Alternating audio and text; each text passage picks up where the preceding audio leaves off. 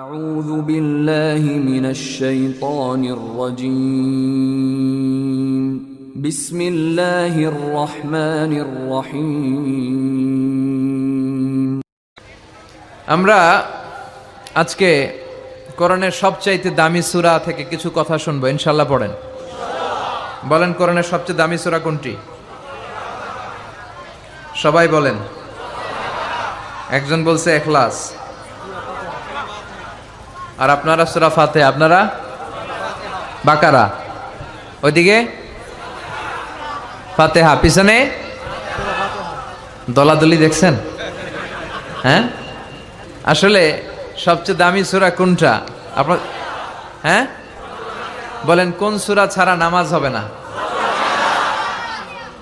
বাইতুল মুকাররমের ইমাম সাহেব যদি পড়ে সূরা ফাতিহা ছাড়া? কাবা ঘরের ইমাম শাইখ আব্দুর রহমান আস-সুদাই সূরা ফাতিহা ছাড়া নামাজ পড়ছে হবে? এমনকি বিশ্বনবী নিজেও যদি সূরা ফাতিহা ছাড়া নামাজ পড়ে ওই নামাজটা হবে? হবে না, কারণ বিশ্বনবী নিজেই বলেছেন লা সালাতা লিমান লাম ইয়াকরা বিফাতিহাতিল কিতাব, যে ব্যক্তি সূরা ফাতিহা সালাতে পড়ে না তার সালাত হয় না। বিশ্বনবী বলেছেন এটা হচ্ছে আফদালুস সুয়ার, আযমুস সুয়ার, বুখারীর বর্ণনা, আযমুস সুয়ার মিনাল কুরআন আল কারীম, কোরআনের সবচাইতে দামি সূরা। যে সূরা ছাড়া নামাজ হয় না, সূরাটার নাম মুখস্থ আছে না সবার? নাই কার কার দেখি? আমি কই নাই কার কার? একজন হাত তুলে কয় আছে। সবার মুখস্থ আছে না? আলহামদুলিল্লাহ। অনেক হিন্দু ভাইদেরও মুখস্থ, অনেক হিন্দু ভাইরাও সূরা ফাতিহা পড়ে, জানেন? আল্লাহ তাদের হৃদয়ের ভিতরেও তুমি ইমানের নূর দিয়ে হৃদয়টাকে নুরানি করো, এটা আমাদের রেসপন্সিবিলিটি। আমরা মুসলমানরা যদি আমাদের ইসলামের সঠিক কথা, বার্তা, মেসেজগুলো ঠিকমতো পালন করতাম, এই দেশে কোনো হিন্দু থাকতে পারতো না। সব ইসলামের সৌন্দর্য, ভালোবাসা, ইসলামের ভিতরে ঢুকলেই লাভ, এই লাভ দেখা সব কালেমা পড়ে মুসলমান হয়ে যেত, ঠিক কিনা? কারণ আমরা নিজেরাই তো মানি না, নিজেদের মধ্যে কিলাকিলি আছে না নাই? তো এগুলো দেখে হিন্দুরা ভাবে আমরা যে ধর্ম পালন করি এটাই ভালো। এজন্য আমরা আমাদের ধর্মকে, আমাদের বিশ্বাস, আমাদের ধর্ম বিশ্বাসকে যেন আমরা রিপ্রেজেন্ট করতে পারি সুন্দরভাবে, সহজভাবে। খেয়াল রাখবেন, আদ-দীনু ইউসরুন লা উসরা ফি, দিন হচ্ছে সহজ, এর মধ্যে কাঠিন্যতা নেই। ইউরিদুল্লাহু বিকুমুল ইউসরা ওয়ালা ইউরিদু বিকুমুল উসরা, আল্লাহ তোমাদের জন্য সহজ চান, আল্লাহ তোমাদের জন্য কঠিন চান না, ঠিক কিনা? আল্লাহ দিনের মধ্যে কোনো কাঠিন্যতা দেন নাই। বিষ্ণু ঈসা ইসলাম বলেছেন বাশশিরু ওয়ালা তুনাফিরু ইয়াসসিরু ওয়ালা তুআসসিরু, তোমরা সুসংবাদ দাও, মানুষকে দিন থেকে ভাগিও না। আমরা দিন থেকে ভাগাই, আছে না নাই? একজন কালিমা পড়ে এখনই মুসলমান হয়েছে, এরপর আমি শুরু করলাম আপনার কালকে থেকে সিগারেট ছাড়তে হবে, কালকে থেকে মদ ছাড়তে হবে, আপনার 5 ওয়াক্ত নামাজ পড়া লাগবে, সুন্নত পড়া লাগবে, এইটা লাগবে, ওইটা লাগবে, এইটা হারাম, ওইটা হারাম, ওইটা করা যাবে না, ওইটা নাই, ওইটা নাই। হ্যাঁ কইব, তাইলে আমিও নাই। কথা বলেন, একই বলবে আমিও এই ধর্মে নাই। এজন্য সহজ করে আপনি রিপ্রেজেন্ট করেন। আজকে যদি কেউ কালিমা পড়ে মুসলমান হয়, ওরে আপনি কিচ্ছু বলবেন না, ওরে বলবেন আসো দেখো মসজিদে কি হয়, আমাদের তাফসির মাহফিলে কি বলে, কোরআন টোরান নিয়ে একটু ঘাটো। এরপর আস্তে আস্তে তারা সালাতে নিয়ে যাবেন, 1-2 একটা করে নিতে নিতে রমাদানে আসলে ইফতারি করাবেন আগে, এরপরে রোজার দাওয়াত দিবেন। ধীরে ধীরে সে ইসলামের ভেতরে ঢুকবে, গ্রাজুয়ালি। আল্লাহ কোনো কিছু হুট করে চাপায় দেয় না, এই আল্লাহর সুন্নতটাই আমরা ভুলে যাই। সুন্নাতুল্লাহি ফি আহকামি শরিয়া, আল্লাহ কিভাবে শরীয়তের আহকামগুলো পাঠালেন এগুলো আমরা ভুলে যাই। মদকে আল্লাহ তাআলা চাইলে একসাথে হারাম করতে পারতেন না, কিন্তু আল্লাহ তাআলা কিন্তু মদকে হুট করে হারাম করার ঘোষণা দেন নাই। সাহাবারা দেদারসে মদ খেত, আল্লাহ আয়াত নাজিল করলেন ইসমুহুমা আকবারু মিন নাফআহিমা, মদের মধ্যে উপকারও আছে আবার ক্ষতিও আছে, তবে উপকারের চেয়ে ক্ষতি বেশি। এই আয়াত যখন নাজিল হলো সাহাবারা মদ খাওয়া একটু কমিয়ে দিলেন, তারপরও সাহাবারা মদ খায়। বিশ্বনবীর মেয়ের জামাতা আলী রাদিয়াল্লাহু তাআলা আনহু মদ খায়া নামাজে দাঁড়াইছে, মাগরিবের সালাতের ইমামতি করতে যে সূরাতুল কাফিরুন লা আ'বুদু মা তা'বুদুনের জায়গায় ভুলে মাতলামি করতে করতে পড়তে শুরু করছে আ'বুদু মা তা'বুদুন, লা বাদ দিয়ে দিস। লা আ'বুদু মা তা'বুদুনের অর্থ হলো, ও কাফির মুশরিকরা, তোমরা যেই মূর্তির পূজা করো, আমরা ওইটার পূজা করি না। কিন্তু উনি যেটা পড়ছে আ'বুদু মা তা'বুদুন, এর অর্থ হয়ে গেছে তোমরা যেটার পূজা করো আমরা ওইটার পূজা করি। ভেজাল আছে না নাই? কারণ উনি কি পড়তেছে উনি জানে? উনি তো মাতলামি, মদের ঘোর, মাতলামির ঘোর কাটে নাই। সবাই যে বিশ্বনবীরে বললেন দেখেন আপনার মেয়ের জামাই করছে কি, বিশ্বনবীর কাছে তখনই আয়াত চলে আসলো, লা তাকরাবুস সালাত ওয়া আনতুম সুকারা, খবরদার মদ খাইও তবে নামাজে যাওয়ার আগে খাইও না। সুবহানাল্লাহ পড়বেন না? এরপর সাহাবারা সারাদিন মদ খায় কিন্তু 5 ওয়াক্ত নামাজের আগে খায় না, 5টার সময়ে তারা মদ খাওয়া বন্ধ করে দিল। এরপর আস্তে আস্তে যখন মদ খাওয়া বন্ধ করতে অভ্যস্ত হতে শুরু করেছে, আল্লাহ আয়াত নাজিল করলেন, ইন্নামাল খামরু ওয়াল মাইসিরু ওয়াল আনসাবু ওয়াল আজলামু রিজজুম মিন আমালি শাইতানি ফাজতানিবু। চিরকালের জন্য এই কথা বললে আল্লাহ মদকে হারাম করে দিলেন। সুবহানাল্লাহ পড়েন। দেখেন কিভাবে আস্তে আস্তে গ্রাজুয়ালি, এটাই বুঝতে চায় না অনেকে। এটা আমাদের আস্তে আস্তে যে করতে হবে, পরিবর্তনটা যে আস্তে আস্তে হবে। আগে তো হৃদয়ে জায়গা করে নেবেন মানুষের, আগে মানুষের কোথায় ঢুকতে হবে? হৃদয়ে জায়গা করে নেন, তারপর ঠিকই মানুষের একটা আত্মবিশ্বাস আপনার উপর তৈরি হবে, আস্থার জায়গা তৈরি হবে, তখন আপনি মানুষকে গাইড করতে পারবেন। শুরুতে কয় হারাম, শুরুতে কি কয়? হারাম। মানুষকে ভয় দেখায়, বিশ্বনবী নিষেধ করেছেন ভয় দেখাওয়া না, খবরদার। বাশশিরু, সুসংবাদ দাও, জান্নাতের সুসংবাদ দাও, ক্ষমার সুসংবাদ দাও। আল্লাহ মহান, আল্লাহ দয়ালু। দ্য বিউটি অফ ইসলাম, ইসলামের সৌন্দর্যগুলো তুলে ধরো, বুঝাতে চেষ্টা করো যে ইসলামের নিয়মগুলো এটা স্বাস্থ্যসম্মত, এটা পরিবেশ বান্ধব, এটা আকলে ধরে, এটা সিভিলাইজড, এটা সভ্য একটা ধর্ম। এগুলো বুঝাও, সৌন্দর্যগুলো আগে মানুষের চোখের সামনে তুলে ধরো, অটোমেটিক্যালি মানুষ ইসলামের রাস্তায় চলে আসবে। চিৎকার করে বলেন ঠিক কিনা? আর শুরুই যদি করেন হারাম দিয়া, শুরুতেই কয়ে দিলাম হারাম, কেউ শুনবে? এজন্য আমরা যেন ইসলামকে সহজ ভাবে, ইসলাম যেভাবে এসেছে সহজ পদ্ধতিতে, এইভাবে যেন মানুষের কাছে পৌঁছে দিতে পারি, তাহলে মানুষ রিসিভ করতে পারবে সহজে। আল্লাহ তুমি বুঝার তৌফিক দান করো। তাহলে কোরআনের সবচেয়ে দামি সূরার নাম? আরো জোরে বলেন। সূরাতুল ফাতিহা। আউয়ালুস সুওয়ার নাযালা কামিলান। কোরআনের সর্বপ্রথম যেই সূরাটা পূর্ণাঙ্গভাবে একসাথে নাজিল হয়েছে সেটার নাম হচ্ছে সূরাতুল ফাতিহা। এর আগে কোন সূরা পরিপূর্ণভাবে একসাথে নাজিল হয় নাই। 5 আয়াত, 2 আয়াত, 3 আয়াত, পরে বিশ্বনবী এগুলো মিলাই নিছে। সুবহানাল্লাহ পড়েন। আমরা কত সহজে কোরআন পেয়ে গেলাম। বিশ্বনবী যখন কোরআনের আয়াতগুলো আসতো, তিনি পড়তে পড়তে পড়তে পড়তে মুখ দিয়ে ফেনা তুলে ফেলতেন। আল্লাহ বললেন, লা তুহাররিক বিহি লিসানাকা লিতাআজালা বি ইন্না আলাইনা জামাআহু ওয়া কুরআনা। ও নবী, কোরআন পড়ার জন্য এত পেরেশান হবেন না। জিব্রাইল এসে যখন পড়ে যায়, আপনি সিম্পলি ওনার সাথে সাথে একবার পড়েন। এই কোরআনকে আপনার হৃদয়ে ঢুকায় দেওয়ার, হেফজ করায় দেওয়ার, আপনার সিনায় রেখে দেওয়ার দায়িত্ব কার? এরপর থেকে বিষ্ণু ইসলাম আর তাড়াহুড়ো করতেন না, সিম্পলি একবার পড়তেন, অটোমেটিক্যালি মুখস্থ হয়ে যেত। সুবহানাল্লাহ পড়েন। তাহলে কোরআনের সবচেয়ে দামি সূরার নাম? সবাই বলেন কি নাম? সূরাতুল ফাতিহা। এটাকে বলা হয় প্রিফেস অফ দ্য বুক, মানে কোরআনের ভূমিকা। হ্যাঁ, introductory chapter of the holy Quran, কোরআনের প্রারম্ভিক চ্যাপ্টার, যেই চ্যাপ্টার দিয়ে আল্লাহ এই কোরআনটাকে শুরু করেছেন। কোরআনে মোট চ্যাপ্টার কয়টা? 114টা। চ্যাপ্টার কয়টা? 114টা। কোরআনটা খুললেই সর্বপ্রথম যে চ্যাপ্টারটা পড়ে, যে সূরাটা পড়ে, সূরাটার নাম সূরাতুল ফাতিহা। আবার বিষ্ণু বলেছেন এই সূরাতুল ফাতিহা হচ্ছে এই আল কোরআন আল কারীমের মা। সুবহানাল্লাহ কইবেন না? উম্মুল কিতাব, উম্মুন মানে মা, কেন্দ্রবিন্দু। পুরো কোরআনে আল্লাহ যা বলেছে সূরাতুল ফাতিহার 7 আয়াতের ভেতরে আল্লাহ সংক্ষেপে তা বলেছে। তার মানে পুরো কোরআনকে যদি আপনি সংক্ষিপ্ত করে দেন সেটা সূরা ফাতিহা হয়ে যায়, আর সূরা ফাতিহাকে যদি আপনি ব্যাখ্যা করতে শুরু করেন তাহলে পুরো কোরআন হয়ে যায়। সুবহানাল্লাহ বাড়িতে গিয়ে বললেন। এটা উম্মুল কিতাব। আবার এই সূরার আরেকটা নাম হচ্ছে সূরাতুল ওয়াফিয়া, মানে অখণ্ড সূরা। এই সূরাকে খণ্ড খণ্ড করে পড়া যায় না। কোরআনের অন্য অনেক সূরাকে খণ্ড করে পড়া যায়। কেউ সূরা আর রহমানের প্রথম 10 আয়াত প্রথম রাকাতে পড়লো, তারপরের 10 আয়াত দ্বিতীয় রাকাতে পড়লো, কোনো সমস্যা আছে? নাই।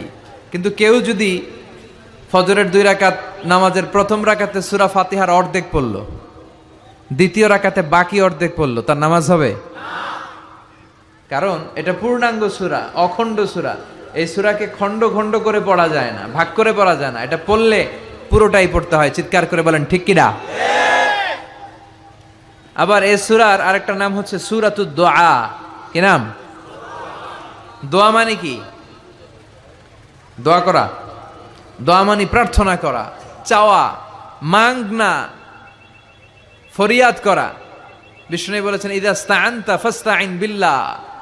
সাহায্য চাইতে হলে আল্লাহর কাছে চাও, কিছু চাইলে আল্লাহর কাছে চাও। সাহায্যের দরকার হলে একজনের কাছে হাত পাতো, তিনি কে? আল্লাহ। এই সূরাতে আমরা আল্লাহর কাছে চাই। আমরা প্রতিদিন নামাজের মধ্যে বলি ইহদিনাস সিরাতাল মুস্তাকিম। এটা কিন্তু অনেক দামি দোয়া। অনেকে দোয়া খুঁজে পায় না, দোয়া খুঁজে পায় না। এটা সবচাইতে দামি দোয়া। এত দামি দোয়া যেটাকে প্রত্যেক নামাজে পড়াটাকে আল্লাহ ওয়াজিব করে দিয়েছে। O Allah, show us the right path, show us the correct path, show us the middle path. Allah, আপনি আমাদেরকে মধ্যম পন্থাটা দেখান, সঠিক রাস্তাটা দেখান, যে রাস্তায় আপনি দুনিয়াতে উঠে যাবেন আর হাঁটতে হাঁটতে দেখবেন এই রাস্তার শেষ মাথা ঢুকে গিয়েছে জান্নাতে। তাহলে কেমন করে আল্লাহর কাছে চাইবেন, কেমন করে দোয়া করবেন, এই কথাটাও এই সূরার ভেতরে আছে না নাই? এরপরে এই সূরার আরেকটা নাম হচ্ছে সূরাতুশ শিফা অথবা সূরাতুর রুকিয়া, ঝাড়ফুঁক করার সূরা। অনেকে কি দিয়ে ঝাড়ফুঁক করবে খুঁজে পায় না, আছে না নাই? আপনি সূরাতুল ফাতিহা পড়ে ঝাড়ফুঁক করবেন। অসুস্থ ব্যক্তির গায়ে সূরা ফাতিহা পড়ে ফু দিলে সুস্থ করে দেয় কে? আল্লাহ। রব্বুল আলামিন বলেন وَنُنَزِّلُ مِنَ الْقُرْآنِ مَا هُوَ شِفَاءٌ وَرَحْمَةٌ لِّلْمُؤْمِنِينَ وَلَا يَزِيدُ الظَّالِمِينَ إِلَّا خَسَارًا। আল্লাহ বললেন আমি কোরআনের মধ্যে শিফা রেখেছি। এই আল কোরআন আল কারীমের ভেতরে আমি আল্লাহ রহমত দিয়েছি। কোরআন পড়ে ফু দিলে অসুস্থ ব্যক্তিরে সুস্থ করে দেয় কে? আপনি যেই কোনো রোগে আক্রান্ত হন না কেন, আপনি যদি সূরা ফাতিহা পড়ে ফু দেন, সুস্থ করবে কে? আল্লাহ। বিশ্বাস হয় না সন্দেহ লাগে? যাদের বিশ্বাস হয় তাদের ফুতে কাজ হয়ে যাবে, আর যাদের সন্দেহ লাগে এরা হাজারবার ফু দিলেও কোনো কাজ হবে না। বিষ্ণু ঈসা ইসলাম সূরা ফাতিহা পড়ে সাহাবাদেরকে ফু দিতেন। আবার সূরা ইখলাস, সূরা ফালাক, সূরা নাস পড়ে ফু দিতেন। মা আয়েশা যখন অসুস্থ হতেন আর এসে যখন বিষ্ণু ঈসা ইসলামের কাছে বলতেন ইয়া রাসূলুল্লাহ আমি অসুস্থ, আপনি আমার জন্য দোয়া করেন, বিষ্ণু ঈসা ইসলাম মা আয়েশাকে সূরাতুল ইখলাস, সূরাতুল ফালাক আর সূরাতুন নাস পড়ে হাতের মধ্যে ফু দিতে বলতেন। আর বলতেন এই হাতে ফু দিয়ে তুমি হাতটা মাথা থেকে পা পর্যন্ত মাসে করো, তোমার সুস্থ করে দিবে কে? আল্লাহ। এটার বলে তিন কুল, কুল আস-সালাসা। কি বলে? তিন কুল। সূরাতুল ইখলাস, সূরাতুল ফালাক আর একটা সূরাতুন নাস। এগুলো পড়ে ফু দিবেন, অসুস্থ ব্যক্তি সুস্থ হয়ে যাবে। আবু সাঈদ আল খুদরি রাদিয়াল্লাহু তাআলা আনহু, উনি একবার একটা সফরে বেরোলেন। উনি সফরের মধ্যে দেখলেন আরবের কিছু গোত্রের লোক এক পাশে দাঁড়িয়ে আছে, আর সবাই মিলে একজন লোককে মন্ত্র পড়ে ফু দিচ্ছে। তিনি বললেন কি হয়েছে তোমাদের? তারা বলল আমাদের নেতাকে সাপে কামড় দিয়েছে, বিষাক্ত সাপ। এত ভেনোমাস স্নেক, এটা আমাদের এই সর্দারকে আর বাঁচানো সম্ভব না, সে সাপের কামড়ে বিষাক্ত হয়ে এখনই মারা যাবে। আল্লাহ রাসূলের সাহাবী বললেন তোমরা কি করতেছো? সবাই বলল আমাদের যার যত মন্ত্র জানা আছে ফু দিচ্ছি। লোকজন পড়তেছে সুমন্তর সু কালিকুত্তার গু, এরকম এই দেশে পড়ে না? হ্যাঁ, তো এগুলোতে কেউ সুস্থ হয়? কথা বলেন।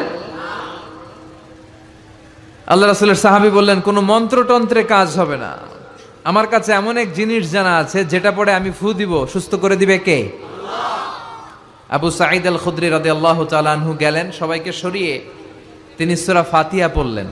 উনি এর আগে জীবনে কখনো রুকিয়া করে না, এই ঝাড়ফুঁক করে না, এই প্রথম অন টেস্ট। কি করতেছে? অন টেস্ট করতেছে। উনি সূরা ফাতিহা পড়ে ফু দেওয়ার সাথে সাথে মুহূর্তের মধ্যে অসুস্থ ব্যক্তিটা সুস্থ হয়ে যায়। এবার সাহাবীদেরকে অনেকগুলো ছাগল দেয়া হলো। শুরুতে চুক্তি ছিল যে আমাদেরকে অনেকগুলো ছাগল দিতে হবে। কোনো বর্ণনায় এসেছে 30টি, কোনো বর্ণনায় তার চেয়েও বেশি। এবার সাহাবারা ছাগল নিয়ে ফিরে আসতেছেন, পথিমধ্যে প্রচন্ড ক্ষুধা লেগেছে, কয়েকটা ছাগল জবাই করে সবাই খেলেন। এরপর মদিনায় ফিরে আসলেন, সবাই বললে যে কোরআন দিয়ে ফু দিয়ে যে ছাগল আনলাম, আবার ছাগলের গোশতও খাইলাম, এটা জায়েজ হয়েছে কিনা বিশ্বনবীর মাসালা জিজ্ঞেস করার দরকার আছে না নাই? সবাই মদিনাতে যে বিশ্বনবীর মাসালা জিজ্ঞেস করতে লাগলো, ইয়া রাসূলুল্লাহ, আমরা কোরআন দিয়ে রুকিয়া করেছি, ঝাড়ফুঁক করেছি, তার বিনিময়ে 30টা ছাগলও নিয়েছি, এখন কি করব বলেন? বিশ্বনবী বললেন, কিছু করা লাগবে না, আরো খাও, খাও, কোনো সমস্যা নাই, কারণ তোমরা কোরআনের দাম বাড়ায় দিছো, এটা জায়েজ হয়েছে। আর তোমরা ভাগ বটোয়ারা করে ছাগল নেওয়ার পরে ছাগলের গোশত কিছু থাকলে আমারও দিও। সুবহানাল্লাহ পড়বেন না? সূরাতুল ফাতিহা এটাকে বলে সূরাতুর রুকিয়া, সূরাতুশ শিফা। পৃথিবীর অনেক দেশে, মুসলিম দেশে, ওখানে আমি দেখেছি রুকিয়া সেন্টার আছে। কি সেন্টার? আর আমগো দেশে আছে কবিরাজির সেন্টার। কথা কন, আমগো দেশে কি সেন্টার? কবিরাজির সেন্টার। আপনাদের চকরিয়া আছে? কি দিয়ে করে এগুলা? হ্যাঁ, গাছের পাতা টাতা, হ্যাঁ, গাছের ঔষধি গুণ সমৃদ্ধ বনাজি যেই গাছ আছে ওগুলোর ভেতর থেকে শিফা নেওয়া যাবে, সমস্যা নাই। কিন্তু ব্যাঙের ঠ্যাং, টিকটিকির লেজ আছে না নাই, এগুলো দিয়ে মন্ত্রতন্ত্র পরে তাবিজ দেয়, এগুলো নেওয়া যাবে? তাবিজ ঝুলানো শিরক, তাবিজ ঝুলানো শিরক। কোরআনের আয়াত দিয়ে তাবিজ দিলে কি হবে? ইখতিলাফ আছে। কেউ বলেছে কোরআনের আয়াত দিয়ে হলে জায়েজ, কিন্তু শক্ত যে মতামতটা, অথেন্টিক যেই অপিনিয়ন, সেটা হচ্ছে না, আপনি তাবিজ ঝুলাবেন না, কারণ বিশ্বনবী ঝুলায় নাই, আপনি রুকিয়া করবেন। তো পৃথিবীর অনেক দেশে তাদের ওখানে আছে রুকিয়া সেন্টার, আমগো দেশে আছে কবিরাজ সেন্টার। এগুলো না করে আপনারা রুকিয়া সেন্টার করবেন। বিশ্বনবীর শিখানো যতগুলো পদ্ধতি আছে সবগুলোর ভেতরে বরকত আছে না নাই? বিশ্বনবী বলতেন তোমরা কালিজিরা খাও, হাব্বাতুস সাউদা শিফাউন মিন কুল্লি দা ইল্লা সাম। বিশ্বনবী বলতেন মৃত্যু ছাড়া এই কালিজিরা সব রোগের ঔষধ। এই কালিজিরা শুধু একটা রোগকে ভালো করতে পারে না, এই রোগটার নাম মৃত্যু। এটার কোনো চিকিৎসা আছে না। এরপর বিশ্বনবী মধু খাইতে বলতেন। মধু কোরআনে বলা হয়েছে ফিহি শিফাউন লিন্নাস, মধুর ভেতরে মুমিনদের জন্য আছে রেমেডি, শিফা। আপনি মধু খাবেন, আপনারা সুস্থ করে দিবে কে? তো এজন্য বিশ্বনবীর শেখানো সবগুলো জিনিসের ভেতরে বারাকা। বিশ্বনবী সিঙ্গা লাগাতেন। কি লাগাতেন? আরবিতে এটাকে বলে হেজামা। পৃথিবীর অনেক দেশে হেজামা সেন্টার আছে। কি সেন্টার? হিজামা সেন্টার।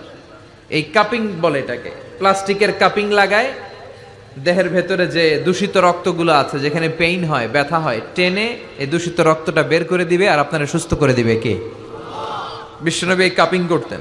আমাদের বাংলাদেশেও অনেক ওই যে সাপের খেলা দেখায় যে মহিলারা, এরাও এগুলো করে উল্টাপাল্টা।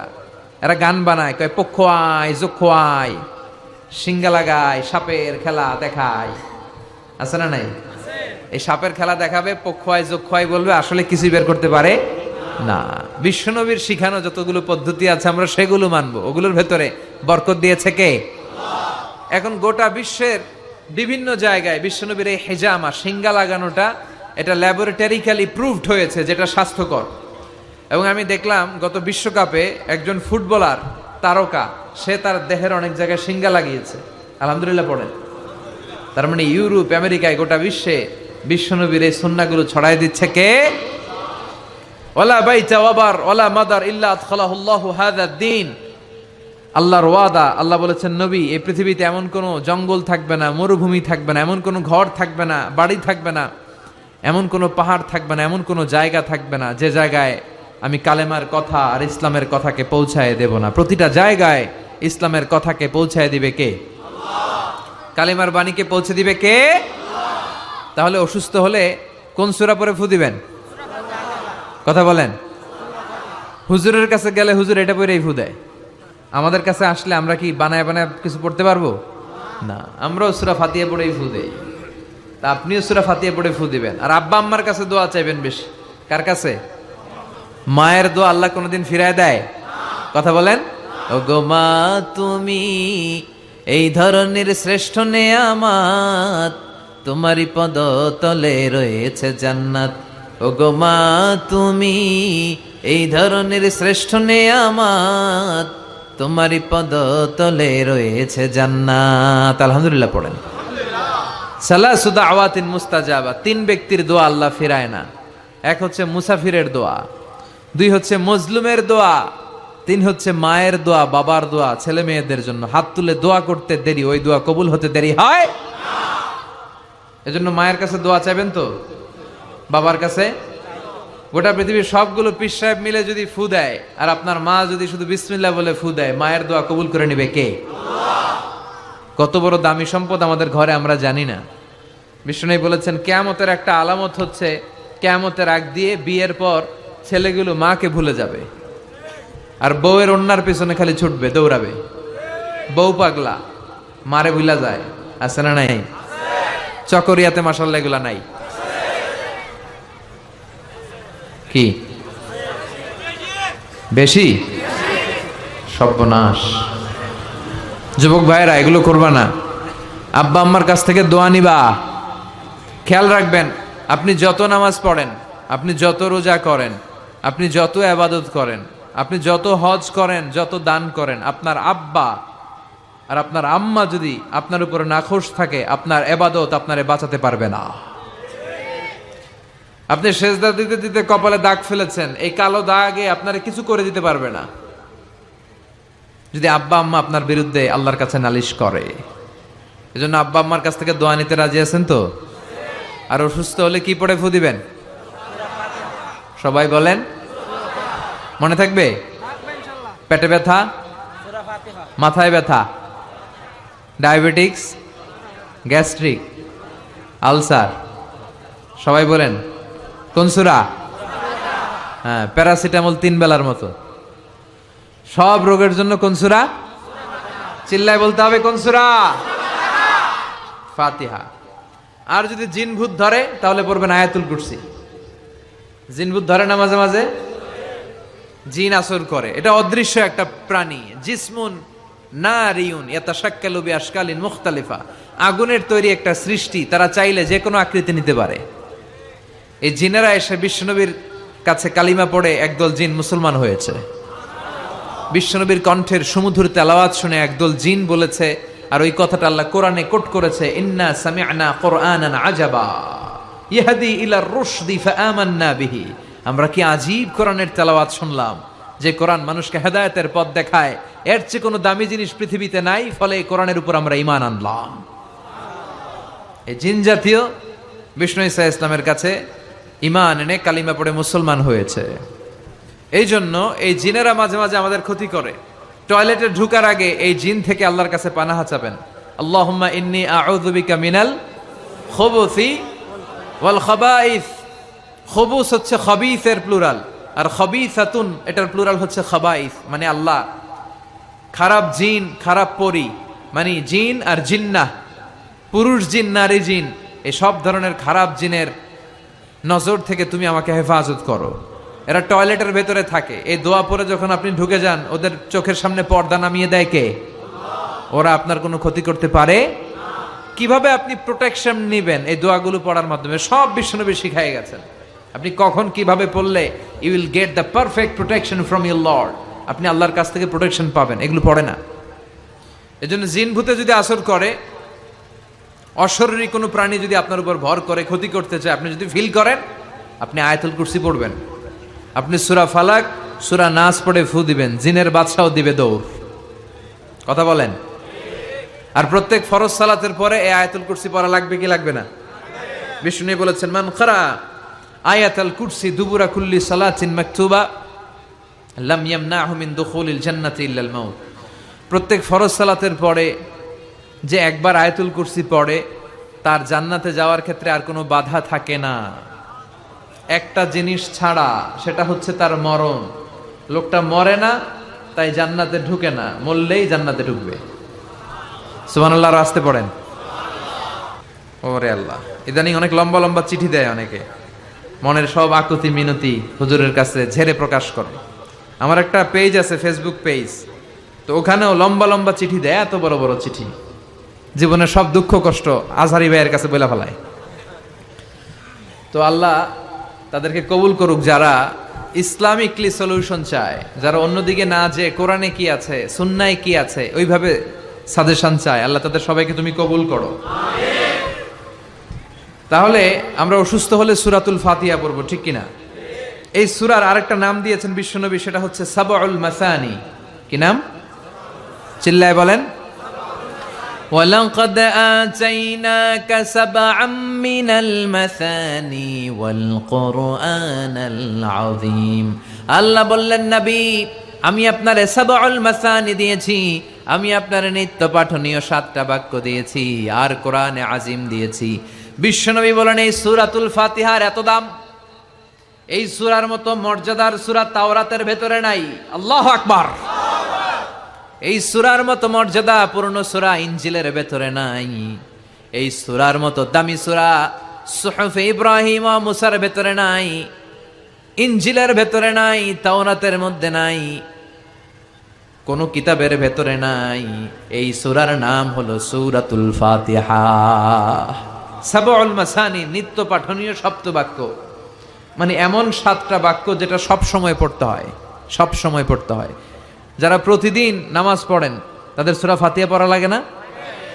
শুধু ফরজ নামাজগুলা যারা পড়ে 5 ওয়াক্তের শুধু ফরজ, তাদের কমপক্ষে এই সূরা ফাতিহাটা 17 বার পড়া লাগে। কয়বার? আর যারা সুন্নাত সহ পড়ে তাদের কমপক্ষে 32 বার পড়া লাগে। কয়বার? 32 বার। তাহলে যার বয়স 60 বা 70, ছোটবেলা থেকেই উনি যদি নামাজি লোক হয়, তাহলে উনি উনার জীবনে সূরা ফাতিহা কয় কোটি বার পড়ছে, ওনার হিসাব আছে? কথা বলেন। আমরাও জীবনে কত লক্ষ লক্ষ বার সূরা ফাতিহা নামাজে তেলাওয়াত করছি, কারো কোনো হিসাব জানা আছে? এত লক্ষ বার সূরা ফাতিহা পড়ার পরেও কোনোদিন কি মনে হয়েছে যে সূরাটা পুরান পুরান লাগে? হ্যাঁ, একটা গান যদি আপনি 10 বার শোনেন, হ্যাঁ 20 বার শোনেন, 100 বার শোনেন, 1000 বার, আর ভাল লাগবে? কিন্তু লক্ষ লক্ষ কোটি কোটি বার সূরা ফাতিহা পড়ার পরেও কোনোদিন কি আপনার মনে প্রশ্ন জেগেছে, কি রে এই সূরাটা আর ভাল লাগে না, পুরান পুরান লাগে, আজকে আর এই সূরা পড়ুন না, কুল হুয়াল্লাহ দিয়ে নামাজ শুরু করুন? কথা বলেন। এভাবে কখনো কোরআনকে পুরাতন মনে হয়? এটা কোরআনের মুআজিজা। চিৎকার করে বলেন ঠিক কিনা? এজন্য রাব্বুল আলামিন বলেন, ওয়ালাকাদ আতাইনাকা সাবআম মিনাল মাসানি ওয়াল কুরআনাল আযীম। ও নবী, আমি আপনার নিত্য পাঠনীয় সপ্তবাক্য দিয়েছি, যে এই 7টা বাক্য প্রতিদিন নামাজে পড়তে হয়। আলহামদুলিল্লাহ পড়েন। তার মানে আমরা বুঝলাম এই সূরার আয়াত সংখ্যা 7টি। চিল্লায় বলতে হবে কয়টি? 7টি। এই সূরাটাকে আল্লাহ কেমন যেন একটা মানপত্রের মতো বানিয়েছেন। আমাদের কোনো প্রোগ্রামে যদি প্রধানমন্ত্রী আসে, এমপি আসে, আমরা তাদেরকে স্মারকলিপি বা মানপত্র দেই না? এই মানপত্রের শুরুতে আমরা এমপি সাহেবের, মন্ত্রী সাহেবের প্রশংসা করি। কি করি? প্রথমে প্রশংসা করি, এরপরে নিজেদের পরিচয় দেই যে আমরা কারা, আর সবশেষে আমরা আমাদের দাবি দাওয়া পেশ করি। ঠিক কিনা? এই সূরার ভেতরে আল্লাহ তাআলা 3 ভাগে সূরাটাকে ভাগ করেছেন। প্রথমে আল্লাহ বলছেন আমার প্রশংসা তোমরা করবে, যেমন মন্ত্রীর প্রশংসা তোমরা যেমনি করো, শুরুতে আমার প্রশংসা করে নিবে। এরপরে তোমরা কারা, তোমাদের পরিচয় আমার কাছে দিবে, আর সবশেষে তোমাদের কি দাবি দেওয়া, কি দরকার, কি চাহিদা আমার কাছে বলবে, আমি পূরণ করে দেব। ঠিক কিনা? আমাদের মনের চাহিদা পূরণ করে দিতে পারে কে? কেউ যেটা দেয় না, দেয় কে? আমাদের যার যা লাগবে সবও যদি দিয়ে দেয়, আল্লাহর কোনো কমতি হবে? আল্লাহ বলে, লাউ আন্না আউওয়ালাকুম ওয়া আখিরাকুম ওয়া ইনসাকুম ওয়া জিন্নাকুম কামু আলা সাঈদিন ওয়াহিদ। পৃথিবীর সব মানুষগুলো একসাথে দাঁড়িয়ে যদি আল্লাহর কাছে চায়, আল্লাহ এটা দাও, ওইটা দাও, এটা লাগবে, ওইটা লাগবে, চাহিদার কথাগুলো যদি বলে বেড়ায়, আর আল্লাহ একটার পর একটা তাদের চাহিদা যদি পূরণ করে দেয়, সবাইকে যার যা মনে চায় সবও যদি দিয়ে দেয়, আল্লাহ বলে আমি আল্লাহর ধন ভাণ্ডারের 1 ইঞ্চিও কমবে না। এজন্য কেউ যেটা দেয় না, দেয় কে? আল্লাহ দেয়। তার মানে এই সূরার শুরুতে কেমন করে আল্লাহর প্রশংসা করব আল্লাহ সেটা শিখালেন, তারপরে কেমন করে আমরা আমাদের পরিচয় আল্লাহর কাছে তুলে ধরবো সেটা শেখালেন, আর সবশেষে নিজেদের দাবি দাওয়া আল্লাহর কাছে কেমন করে পেশ করব সেটাও শিখালেন। ঠিক কিনা? পড়েন আউযু বিল্লাহি মিনাশ শাইতানির রাজীম বিসমিল্লাহির রহমানির রহিম আলহামদুলিল্লাহি রাব্বিল আলামিন আর রহমানির রহিম মালিকি ইয়াউমিদ্দিন। পড়েন আল্লাহু আকবার। আল্লাহ শুরু করলেন কেমন করে আমরা আল্লাহর প্রশংসা করব। আল্লাহ বললেন এভাবে কর, প্রত্যেক নামাজের শুরুতে বল আলহামদুলিল্লাহি রাব্বিল আলামিন। সকল প্রশংসার মালিক, এই দুনিয়ার বুকে যত ধরনের প্রশংসা হতে পারে সব প্রশংসার মালিক কে? হামদুন মানি প্রশংসা, হামদুন মানি প্রশংসা। আর হামদুনের সাথে যদি আলিফ লাম লাগানো হয় তাহলে অর্থ হয়ে যায় সকল প্রশংসা। আওয়াজ করে বলেন হামদুন মানি। আর যদি আলিফ লাম লাগায় দেন তাহলে অর্থ হয় সকল প্রশংসা। প্রশংসা যত ধরনের হতে পারে, যত ডিজাইনের হতে পারে, যত স্টাইলের হতে পারে, যত কিসিমের হতে পারে, সকল প্রশংসার মালিক কে? প্রশংসা হয় সুন্দরের, প্রশংসা হয় কার? যেটা অসুন্দর, কুৎসিত, খারাপ দেখা যায় ওইটার প্রশংসা হয়। প্রশংসা হয় কিসের? আর সবচেয়ে সুন্দর কে? চিল্লায় বলেন কে? দুনিয়া সুন্দর, মানুষ সুন্দর, আসমান সুন্দর, জমিন সুন্দর, সুন্দরে সুন্দরে পাল্লা, জানি না কত সুন্দর তুমি আল্লাহ, জানি না কত সুন্দর তুমি আল্লাহ। দুনিয়া সুন্দর, মানুষ সুন্দর, আসমান সুন্দর, জমিন সুন্দর, সুন্দরে সুন্দরে পাল্লা, জানি না কত সুন্দর তুমি আল্লাহ, জানি না কত সুন্দর তুমি আল্লাহ। সুবহানাল্লাহ পড়েন। আল্লাহর চাইতে সুন্দর কেউ আছে? কিন্তু আল্লাহর সৌন্দর্য আমরা কেউ দেখেছি? কিন্তু আমরা জান্নাতে গেলে অবশ্যই দেখবো। চিল্লায় এখন ঠিক কিনা? আল্লাহ বললেন উজুহু ইয়াউমাইযিন নাযিরা ইলা রাব্বিহা নাযিরা। সেদিন তোমাদের চেহারাগুলো আলোকোজ্জ্বল হয়ে আল্লাহর দিকে তাকায় থাকবা। আবার বিশ্বনবী বললেন ইন্নাকুম সাতারাউনা রাব্বাকুম আয়ানান কামা তারাউনা হাযাল কামার। এই যে পূর্ণিমার চাঁদটা তোমরা দুই চোখ দিয়ে চাক্ষুষ যেমনি দেখো, জান্নাতে ঢুকলে আল্লাহরও ঠিক তেমনি দেখতে পাবা। আল্লাহ জান্নাতীদেরকে ডেকে বলবেন ও জান্নাতীরা, এই কোরআনে আমি নাজ নেয়ামতের যা বলেছিলাম সব বুঝে পাইছো? সব জান্নাতীরা বলবে আল্লাহ সব বুঝে পাইছি। এক জান্নাতি হাত তুলে বলবে আল্লাহ পাই নাই। সবাই কয়ে পাইছি, একজন কি কয়?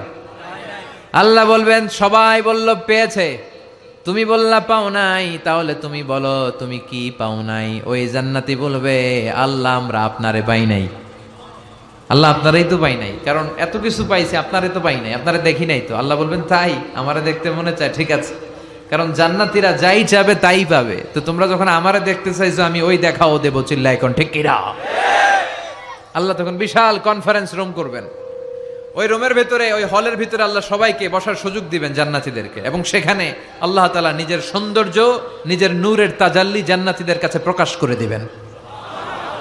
সব জান্নাতীরা বসবে। বসার পর আল্লাহ নূরের তাজাল্লি সামান্য এক মুহূর্তের জন্য জান্নাতীদেরকে দেখাবেন। একটা মুহূর্ত, লম্বা সময়ের জন্য নয়। সবাই বসবে বিশ্বনবী সবার সামনে, তারপরে নবীরা, সিদ্দিকিন, শুহাদা, সালেহিন, এরপরে আমরা যারা জান্নাতে যাওয়ার সুযোগ পাবো আমরাও বসবো ইনশাআল্লাহ। পড়েন। বসা লাগবে না? যাওয়া লাগবে না? আল্লাহরে দেখা লাগবে না? সবাই বসবে। বসার পরে আল্লাহ তাআলা তখন হঠাৎ করে সাডেনলি এক মুহূর্তের জন্য নূরের ঝলকানি দেখিয়ে পর্দা নামিয়ে দিবেন। এক মুহূর্তের জন্য, লম্বা সময়ের জন্য নয়। কিন্তু জান্নাতীরা ওই এক মুহূর্তের ঝলকানি দেখে অপলক নেত্রে এরকম তাকায় থাকবে। লক্ষ লক্ষ কোটি কোটি বছর এরকম তাকায় থাকবে। কিন্তু সামনে কি আর নূরের ঝলক আছে? ওইটা আসছিল এক মুহূর্তের জন্য, তারপরেই তো নাই। কিন্তু কি যে দেখলাম, কি সুন্দর, ওইটা দেখে লক্ষ কোটি বছর শেষ হয়ে যাবে, কেটে যাবে। সুবহানাল্লাহ পড়েন। তার মানে প্রশংসা হয় সুন্দরের, আর আল্লাহর চাইতে সুন্দর মহাবিশ্বে কেউ নাই। এজন্য সকল প্রশংসার মালিক কে? বিষ্ণু বলেন, ইদা মুদিহাল ফাসিক গাদিবার রব ওয়াহতাজ্জালাহুল আরশ।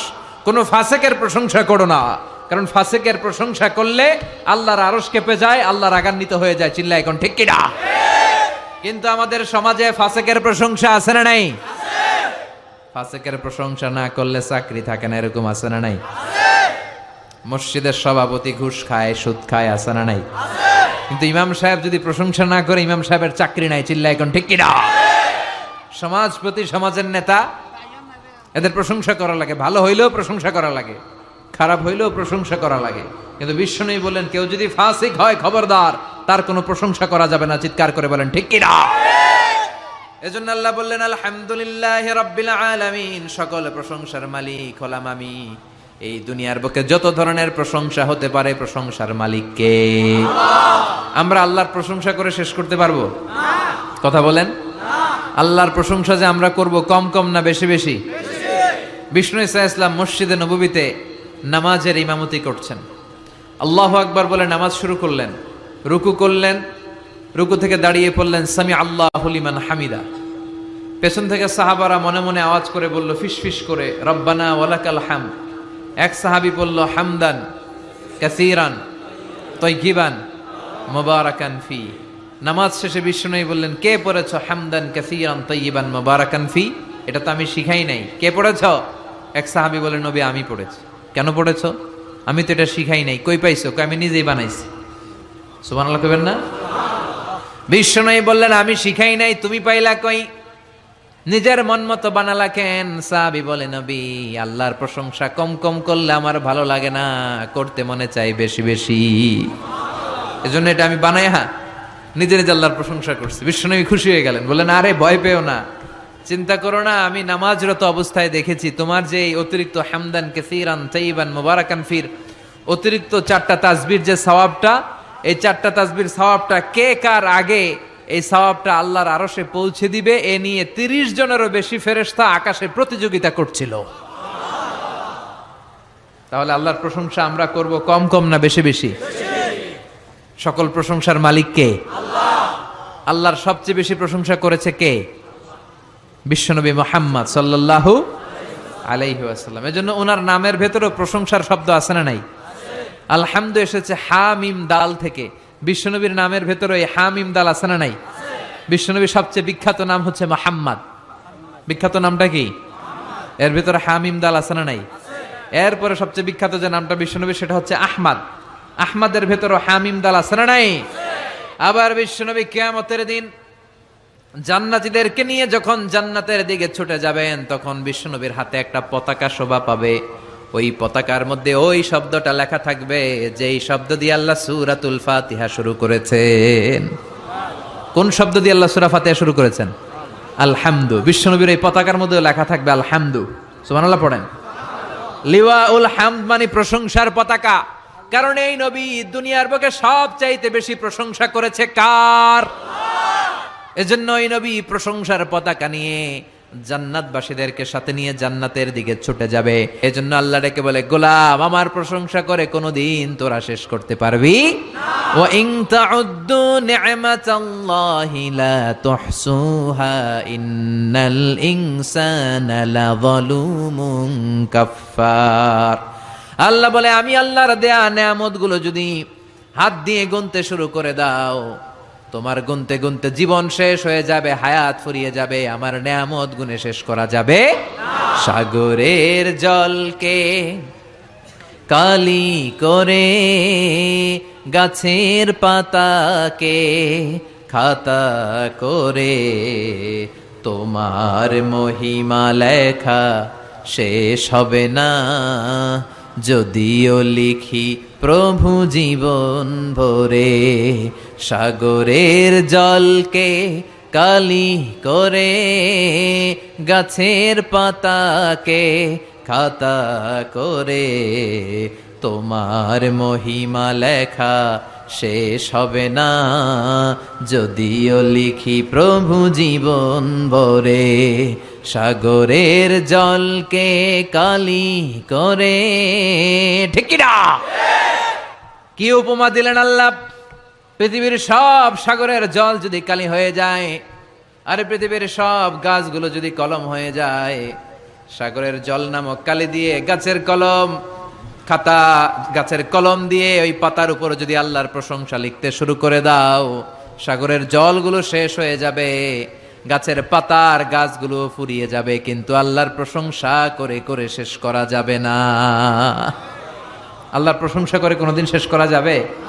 এজন্য সবসময় প্রশংসা করতে হবে কার? কম কম না বেশি বেশি? এজন্য আল্লাহ বললেন আলহামদুলিল্লাহি রাব্বিল আলামিন, সকল প্রশংসা লিল্লাহ, আল্লাহর জন্য। কার জন্য? আমরা সব সময় আল্লাহ নামের জিকির করি কি করি না? जो तो मिटाना चाहे जीवन का तृष्णा, सुबह शाम बोल बंदे कृष्णा कृष्णा कृष्णा। ওরাও ডাকে, কিন্তু ওরা ডাকে কৃষ্ণা কৃষ্ণা কৃষ্ণা, ঠিক কিনা?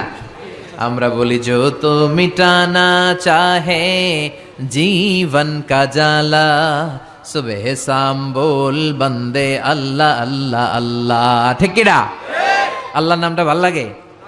হ্যাঁ, কি সুন্দর একটা নাম আল্লাহ নিজের জন্য বানালেন, আলিফ লাম লাম হা। আলিফ লাম লাম হা, আল্লাহ।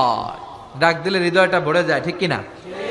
আল্লাহর একটা ডাক দেন, বলেন আল্লাহ, আবারও পড়েন আল্লাহ, আবারও পড়েন আল্লাহ। প্রথমে আল্লাহ আল্লাহ, শেষেও আল্লাহ আল্লাহ, আকাশে আল্লাহ আল্লাহ, জমিনে আল্লাহ আল্লাহ। সবাই পড়েন, প্রথমে আল্লাহ আল্লাহ, শেষেও আল্লাহ আল্লাহ, আকাশে আল্লাহ আল্লাহ, জমিনে আল্লাহ আল্লাহ। নিখিল জাহান গায়ে গুণগান, তার নামে গায় আমরাও গাহি তাআলা, হামদে বারি তাআলা, হামদে বারি তাআলা, হামদে বারি তাআলা। সুবহানাল্লাহ পড়েন। এজন্য হামদে বারি তাআলা যেগুলো আছে এগুলো গাবেন, এগুলো গাইলে আল্লাহর ভালোবাসা হৃদয়ের মধ্যে বাড়িয়ে দিবে কে? এজন্য আল্লাহ বললেন আলহামদুলিল্লাহ, সকল প্রশংসার মালিক হলো একমাত্র আল্লাহ। আমরা বললাম আল্লাহ, আপনি আবার কেমন আল্লাহ? আল্লাহ বললেন রব্বিল আলামিন, আমি হলাম গোটা বিশ্বের রব। রব্বিল আলামিন, গোটা বিশ্বের রব, যত জগৎ আছে সব জগৎ সমূহের রব। আল্লাহর একটা চমৎকার নাম হচ্ছে রব। আল্লাহর একটা চমৎকার নাম কি? কবরের প্রথম প্রশ্ন কি? তোমার রব কে? আমাদের রব কে?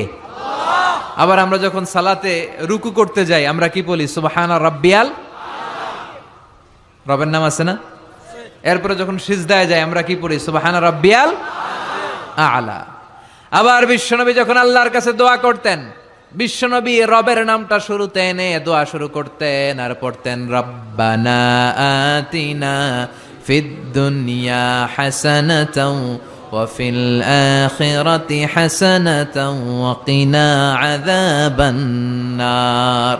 আবার তিনি পড়তেন রব্বানা যালামনা আনফুসানা ওয়া ইল্লাম তাগফির লানা ওয়া তারহামনা লানাকুনান্না মিনাল খাসিরিন। আলহামদুলিল্লাহ পড়েন। তার মানে আমাদের দোয়ার ভেতরেও রবের নাম আছে না নাই? রব কাকে বলে? রব মানি বিধানদাতা, রব মানি আইনদাতা, রব মানি রিজিক দাতা, রব মানি হুকুমদাতা, রব মানি চাওয়ার আগে যিনি দিয়ে দিতে পারে তিনি। চিৎকার করে বলেন ঠিক কিনা? সহজ কথায় রব কি যদি বুঝতে চান এভাবে বুঝাবো যে যার যখন যেটা যতটুকু দরকার তাকে তখন সেটা ততটুকু ফরিয়াদ করার আগেই যিনি দিয়ে দেয় তার নাম রব। সুবহানাল্লাহ পড়েন। আমাদের যার যখন যেটা লাগে দেয় কে? দেখেন মায়ের পেটের ভেতরে যখন ছিলাম, মনে আছে ওই কথাগুলো? কার মনে আছে? মনে আছে? মায়ের পেটের ভেতরে যে কেউ 8 মাস কেউ 9 মাস যে ছিলাম, কোন জগতে ছিলাম কিছু খেয়াল করতে পারি? স্মৃতির পাতা হাতরাতে পেছনে গেলে কতদূর যেতে পারবেন আপনি? 2 বছর, 3 বছর, 1 বছরের ঘটনা কারো মনে আছে? হ্যাঁ, 3-4 বছরের আগে তো কি কি ঘটছে মনেই নাই, ঠিক কিনা? কিন্তু তার আগে যে আপনি মায়ের পেটে ছিলেন আপনারা খাবার দিল কে? আল্লাহর কাছে ফরিয়াদ করছিলেন, চাইছিলেন যে আল্লাহ মায়ের পেটের ভেতরে 3টা প্যাকেট দিয়ে আল্লাহ রেখেছে, ফি যুলুমাতিন সালাস, 3টা গোপনতম প্রকোষ্ঠ, এমন একটা টেম্পারেচার আল্লাহ রেখেছে যেটা আপনার স্বাস্থ্যের জন্য ভালো ছিল। ওই প্রকোষ্ঠের ভিতরে আপনার যতটুকু খাবারের দরকার ততটুকু খাবার, যতটুকু পানির দরকার ততটুকু পানি, যতটুকু অক্সিজেন দেওয়া দরকার ততটুকু অক্সিজেন সরবরাহ করেছে কে? আবার মায়ের পেট থেকে যখন বেরোলাম, আমাদের নাভির সাথে মায়ের জরায়ুর একটা কানেকশন থাকে, ওইটা কেটে দেয়, কেটে দিলে বাচ্চা ওয়া ওয়া করে কাঁদে। আসলে সে আল্লাহরে ফরিয়াদ করে, বলে আল্লাহ পেটের ভেতরে 8 মাস ছিলাম, তুমি একটা লাইন দিয়ে খাবার দিছো, দেখো দুনিয়ার মানুষরা কেটে দিয়েছে, খাবো কি? আল্লাহ বলে, গোলাম চিন্তার কারণ নাই, খাবারের একটা লাইন ছিল, এর বদলে আমি তোর মায়ের বুকের ভেতরে এখন খাবারের 2টা লাইনের ব্যবস্থা করে দিলাম। পেটের ভেতরে যখন ছিলাম রিজিক দিল কে? আবার দুনিয়াতে আসার সাথে সাথে মায়ের বুকের দুধ দিয়ে রিজিকের ব্যবস্থা করলো কে? যখন মায়ের বুকের দুধ আমরা খাইতাম, আমাদের দাঁত ছিল? কথা কন, দাঁত ছিল আপনাদের? দাঁত ছিল না। দুধ খেতে দাঁত লাগে না, পানি খেতে দাঁত লাগে না, তখন দুধ খেতাম, পানি খেতাম, সুজি খেতাম। বয়স যখন 2, 3, 4 বাড়তে শুরু করলো, তখন আমার শক্ত জিনিস খেতে হবে, গোশত খেতে হবে, মাছ খেতে হবে, হাড্ডি চিবোতে হবে। ঠিক তখন আমার দাঁতের দরকার আছে না নাই? ঠিক যখনই দাঁতের দরকার তখনই দাঁত দিল কে? নাকি আমরা অ্যাপ্লাই করছিলাম? অনলাইন রেজিস্ট্রেশন, যাদের দাঁত লাগবে দ্রুত অ্যাপ্লাই করেন, আসন সংখ্যা সীমিত। কি অ্যাপ্লাই করছিলাম? করি নাই। যখন দাঁত লাগে না দেয়ও নাই, যখন লাগছে তখন দিয়ে দিছে, তার নাম রব। চিল্লায় বলেন ঠিক কিনা? এত গেল মানুষের কথা। এবার আপনি গাছপালার দিকে তাকান, গাছপালাটা বেড়ে ওঠার জন্য যখন গাছপালার যেটা দরকার, গাছপালারে সব সরবরাহ করলো কে? প্রাণীকুলের মধ্যে খেয়াল করে দেখেন, একটা ছোট্ট প্রাণীর যেভাবে বেঁচে থাকা দরকার সব দিল কে? আপনারা ভাল্লুক দেখছেন, সিংহ দেখছেন, বাঘ দেখছেন? আমাদের এলাকার সিংহ বাঘের চামড়া এক ধরনের, স্ক্যান্ডিনেভিয়ান যে কান্ট্রিগুলো আছে ওগুলোর সিংহ বাঘ ভাল্লুকের চামড়া আরেক ধরনের। আমাদেরগুলা পাতলা, ওগুলা মোটা, কারণ ওগুলা শীত প্রধান দেশের বাঘ। আমাদের আরব বিশ্বে যে উটগুলো আছে এগুলোর চামড়া পাতলা, এগুলোর উপরে লোম নাই। কিন্তু স্ক্যান্ডিনেভিয়ান যে কান্ট্রিগুলো আছে, শীত প্রধান দেশ, ওই শীতের দেশেও আমি কিছু ভিডিওতে ওখানে কিছু উট দেখেছি, অদ্ভুত ধরনের উট, এগুলোর গায়ের মধ্যে অনেক বড় বড় লোম, দেখছেন আপনারা? কিন্তু আরব বিশ্বের কোন উটের গায়ের ভেতরে বড় বড় লোম দেখা যায়? কারণ বড় বড় লোম যদি আরব বিশ্বের উটের গায়ে দেয়, এরা গরমে বাঁচবে? কথা বলেন। আবার আরব বিশ্বের উটের গা যেরকম পাতলা, এরকম পাতলা করে যদি শীত প্রধান দেশের উট আল্লাহ বানায়, ওরা শীতে বাঁচবে? প্রাণীকুলের মধ্যেও যেই প্রাণীটাকে যেভাবে বানালে তার জন্য বাঁচতে, সারভাইভ করতে সুবিধা হবে, চাওয়ার আগে প্রাণীকুলের মধ্যে সেই জিনিসগুলো দিয়ে দিয়েছে কে? এজন্য আল্লাহ ডেকে বললেন, গোলাম আমি হলাম রব। এই দুনিয়ার বুকে কেউ তোদেরকে আইন দিবে না, বিধান দিবে না, আমি আইন দেব, বিধান দেব। সৃষ্টি আমার, আইন চলবেও আমার, জমিনটা আমার, আইন চলবেও আমার। ঠিক কি না? আল্লাহর দেয়া রিজিক খেয়ে, আল্লাহর দেয়া নিমক খেয়ে ওই আল্লাহরে রব হিসেবে মানতে চায় না, ওই আল্লাহর দেয়া বিধানগুলোরে মানতে চায় না, ওই ইসলামের কথাগুলো সহ্য হয় না, এরকম উল্লুক্কা পাঠা আছে না নাই? সংসদ ভবনে দাঁড়িয়ে, মুসলমানদের টাকার সংসদ ভবন, ওই সংসদ ভবনে দাঁড়িয়ে ইসলামরে বাস দেয় এরকম গাদ্দার আছে না নাই?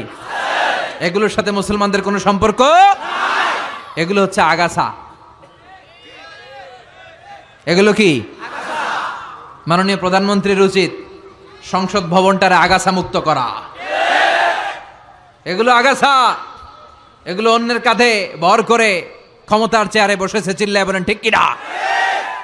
সে ইসলামরে গালি দিয়েছে মোল্লাতন্ত্র বলে। ইসলাম তার ভালো লাগে না, আল্লাহর দেয়া বিধান সে আল্লাহর জমিনে চায় না। এই আগাছাগুলোকে মুক্ত করে আগাছা মুক্ত বাংলাদেশ গড়ার দরকার আছে না নাই? রাজি আছে মুসলমান? হাত তুলে আল্লাহর দেখাও। আগাছা মুক্ত বাংলাদেশ চাই, যেখানে সবাই ইসলামের পক্ষে কথা বলবে। চিল্লায় বলেন ঠিক কিনা? আমাদের রব কে? আল্লাহ আমারে রব, আল্লাহ আমারে রব, দমে দমে তনু মনে তারি অনুভব। তোমার দুনিয়াতে আমি যেদিকে তাকাই অথই নেয়ামাতে ডুবে আছি সবাই। পাখ পাখালির গানে শুনি তাসবি কলরব, তাসবি কলরব। পড়েন আল্লাহ আমার রব, আলহামদুলিল্লাহ রাব্বিল আলামিন। আমাদের রব কে? আল্লাহ বলেন গোলাম প্রশংসা ওই আল্লাহর, যে আল্লাহ হলো গোটা জগতের রব। তিনি একটা জগতের রব নয়, তিনি হলেন রব্বিল আলামিন। ঠিক কি না? মনে রাখবেন, আলাম মানে একটা জগৎ, আলাম মানে কি, আর আলামিন মানে অনেকগুলো জগৎ, মাল্টি ডাইমেনশনাল ইউনিভার্সের মালিক তিনি। তিনি পৃথিবীর মালিক, তিনি প্রাণী জগতের মালিক, তিনি মৎস্য জগতের মালিক, তিনি সৌর জগতের মালিক, তিনি অদৃশ্য জগতের মালিক। সবগুলো জগতের মালিক কে? আমরা খালি চোখে অল্প কয়েকটা জগৎ দেখি, বিশাল বিশাল জগৎ তিনি উপরে তৈরি করে রেখেছেন। এটাকে বলে মহাকাশ জগৎ। কি বলে? আমরা খালি চোখে যা দেখি এটা কিন্তু আকাশ না, এটা মহাশূন্য। প্রথম আকাশের মহাশূন্য, তারপরে প্রথম আকাশ, এরপরে দ্বিতীয় আকাশের মহাশূন্য, তারপরে দ্বিতীয় আকাশ, তারপরে তৃতীয় আকাশের মহাশূন্য, তারপরে তৃতীয় আকাশ। একটার চেয়ে আরেকটারে বড় করে তৈরি করেছে কে? এই সবগুলো জগতের মালিক কে? এজন্য রব্বুল আলামিন বলেন আলহামদুলিল্লাহি রাব্বিল আলামিন। কেমন করে আল্লাহর প্রশংসা করব বুঝতে পারছেন?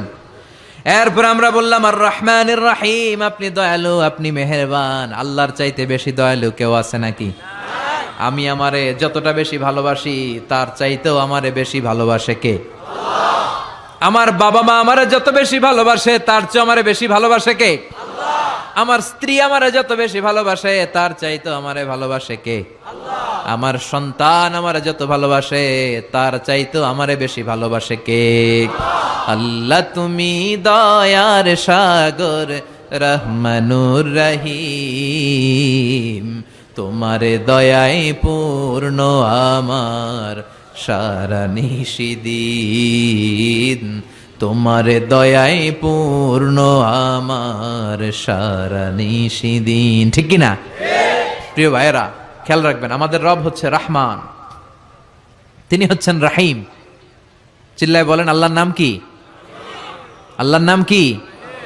তিনি রহমান, তিনি রাহিম। তিনি যে কত দয়ালু, তিনি যে কত মেহেরবান, তিনি যে আমারে আপনারে আমাদেরকে কত ভালোবাসে আপনি কল্পনাও করতে পারবেন না। এজন্য নেভার লুজ হোপ, আশা হারানো যাবে না, ভরসা রাখতে হবে একজনের উপর। চিল্লায় বলেন তিনি কে? Every time you feel like you can not go on, you feel so lost that you are so alone, don't despair and never lose hope, cause Allah is always by your side. Insha'Allah, Insha'Allah, Insha'Allah, you will find your way. Insha'Allah, Insha'Allah, Insha'Allah, you will find your way. Every time you feel like you cannot go on, you feel so lost that you are so alone, don't despair and never lose hope, cause Allah is always by your side. Insha'Allah, পড়েন Insha'Allah, Insha'Allah, you will find your way. আলহামদুলিল্লাহ পড়েন। আল্লাহর উপর ভরসা লাগে? হ্যাঁ, আল্লাহর দয়ালু বলে মনে হয়? ইনশাআল্লাহ পড়বেন না? নেভার লুজ হোপ, আশা ছেড়ে দিও না। এটা কার কথা? আল্লাহর কথা থেকে নিয়ে না শীতটা বানানো।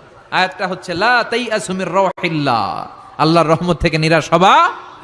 মনে রাখবেন, আপনার পাপ, আপনার অন্যায়, আপনার গুনাহ, আপনার অপরাধ, আপনার জুলুম যত বড় হোক, আল্লাহর দয়া তার চেয়েও বড়। আপনার পাপ যত বিশাল হোক, তার রহমতের দরিয়া তার চাইতেও বিশাল।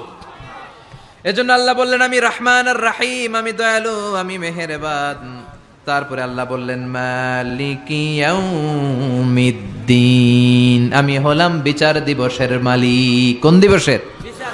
বিচার দিবসের মালিক।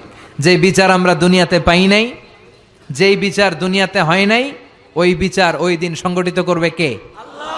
সব বিচারের বড় বিচার সেদিন অনুষ্ঠিত হবে। চিল্লায় বলেন ঠিক কিনা? এই পৃথিবীতে এমন অনেক জুলুম অত্যাচার হয়েছে না, যেগুলোর বিচার পৃথিবীতে পাওয়া যায় নাই? কথা বলেন। এগুলোর বিচার যদি একটা সময়ে না হয়, তাহলে এটা কি আকলে ধরে? This worldly life, it will B a joke. এটা একটা জোক হবে, একটা হাসি তামাশার কথা হবে, যে যে যার মতো জুলুম করবে, অত্যাচার করবে, এগুলোর কোনো বিচার নাই। আসলে এগুলোর বিচার আছে না নাই? কথা বলেন। মালিক ইয়াউমিদ্দিন, সেই বিচার দিবসের মালিক, যেদিন কেউ কাউরে পরিচয় দিতে চাইবে না, বন্ধু বন্ধুরে চিনবে না, ভাই ভাইরে চিনবে না, পীর সাহেব মুরিদরে চিনবে না, মুরিদ পীর সাহেবরে চিনবে না, নেতা কর্মীরে চিনবে না, কর্মী নেতারা চিনবে না, ইমাম সাহেব মুসল্লি চিনবে না, মুসল্লি ইমাম চিনবে না, কেউ কাউরে চিনবে না। ওই বিচার দিবসের মালিক হলেন একজন। চিল্লায় বলেন তিনি কে? এরপর আমরা আল্লাহর কাছে নিজেদের পরিচয় দিলাম। আমরা বললাম ইয়্যাকা না'বুদু ওয়া ইয়্যাকা নাস্তাঈন। আল্লাহ, শুধুমাত্র তোমার ইবাদতই আমরা করি, শুধুমাত্র তোমার কাছে সাহায্য চাই। আমরা ইবাদত করি কার? আল্লাহ। সেজদা দেই কারে? আল্লাহ। মাজারে দেয়া যাবে না? কি বলেন? মাজারেও দুই একটা দিলাম, মসজিদেও দিলাম, মাজারেও দিলাম। এই ভাগাভাগি করা যাবে? আল্লাহর সাথে ভাগাভাগি চলে? আল্লাহ হচ্ছে বড় সাহেব, সব রাজার বড় রাজা, তার সাথে কোনো ভাগাভাগি চলে না। চিল্লায় কোন ঠিক কিনা? ইবাদতের পুরোটা তারে দিয়ে দিতে হবে। সেজদা দিতে হবে শুধু একটা জায়গায়, সেজদা পাওয়ার অধিকারী শুধু একজন। চিল্লায় বলতে হবে তিনি কে? আল্লাহ। এজন্য আল্লাহ বলে ইয়্যাকা না'বুদ ওয়া ইয়্যাকা নাস্তাঈন। গোলাম এইভাবে বল যে আল্লাহ, আমাদের ইবাদত, আমাদের সব কিছু তোমার জন্য। ইন্না সলাতি ওয়া নুসুকি ওয়া মাহইয়ায়া ওয়া মামাতি লিল্লাহি রাব্বিল আলামিন। আমার সালাত, আমার রোজা, আমার যাকাত, আমার ইবাদত, সব কিছুর মালিক কে? আল্লাহ। ইবাদত করতে হবে একজনের, তিনি কে? আল্লাহ। শিরক করা যাবে? না। আল্লাহ সব গুনাহ মাফ করে, শিরকের গুনাহ মাফ করে না।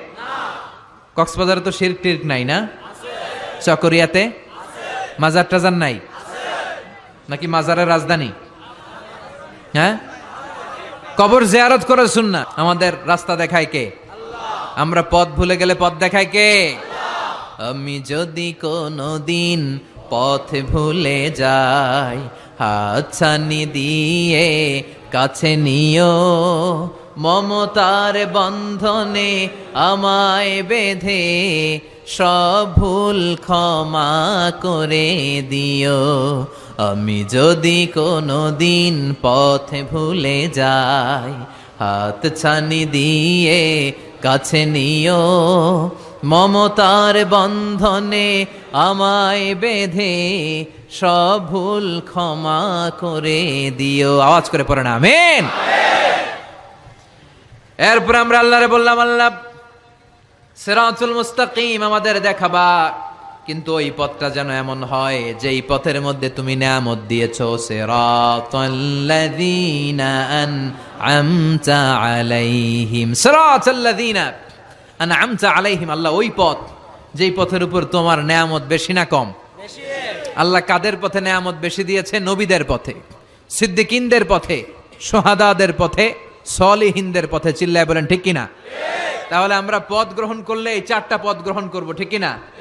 এক নম্বরে নবীদের পথ, দুই নম্বরে সিদ্দিকিনদের পথ, তিন নম্বরে শুহাদাদের পথ, চার নম্বরে আওয়াজ করে বলেন, এক নম্বরে নবীগিন, দুই নম্বরে সিদ্দিকিন, তিন নম্বরে শুহাদা, চার নম্বরে সালিহিন।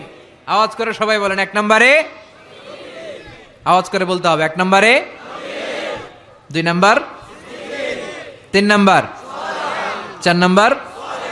এই চারটা পথের চেয়ে শ্রেষ্ঠ পথ হতে পারে? এই চার শ্রেণীর লোকের চেয়ে শ্রেষ্ঠ কোনো মানুষ আল্লাহর জমিনে থাকতে পারে? নবীদের পথ। নবীরা আমাদের মডেল। তাদের কারো কথার সাথে কারো কথার বৈপরীত্য ছিল না।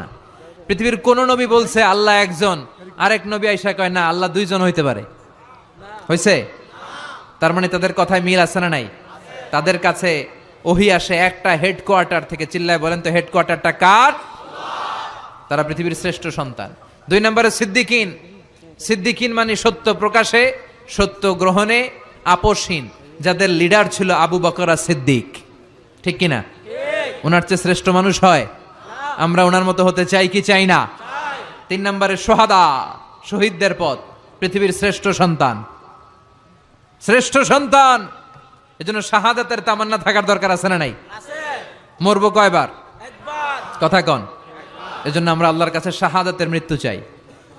আমাকে শহীদ করে সেই মিছিলে শামিল করে নিও। আওয়াজ করে পড়েন আমিন। সর্বশেষ হচ্ছে সালেহিনদের পথ, নেককারদের পথ। ঠিক কিনা?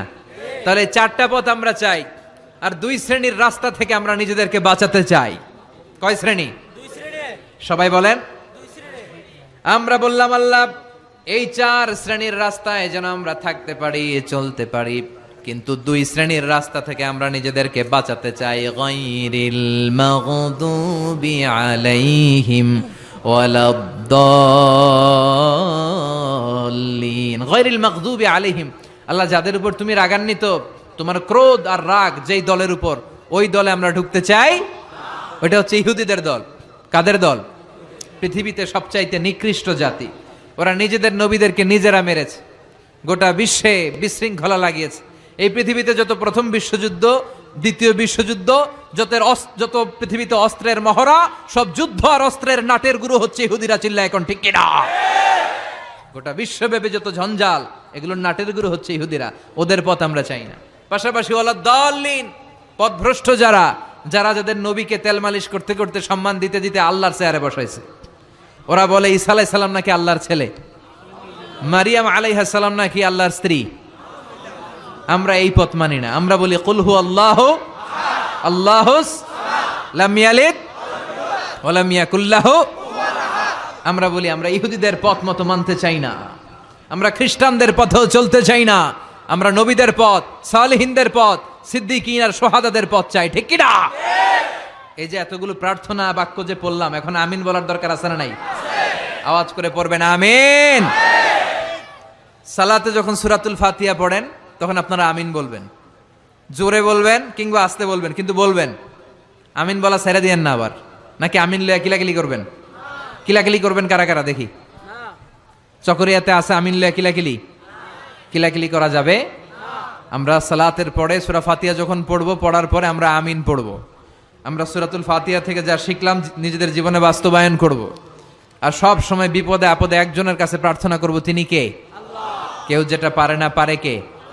অসুস্থ হলে কোন সূরা পড়ে ফু দিবেন? জোরে বলেন, মনে থাকবে তো? সূরা ফাতিহার অর্থ আজকে সবার কাছে পরিষ্কার হয়েছে তো? এটার মর্ম কথা ক্লিয়ার হয়েছে সবার কাছে? আল্লাহ তুমি আমাদের সবাইকে কথাগুলো বুঝার ও আমল করার তৌফিক দান করো।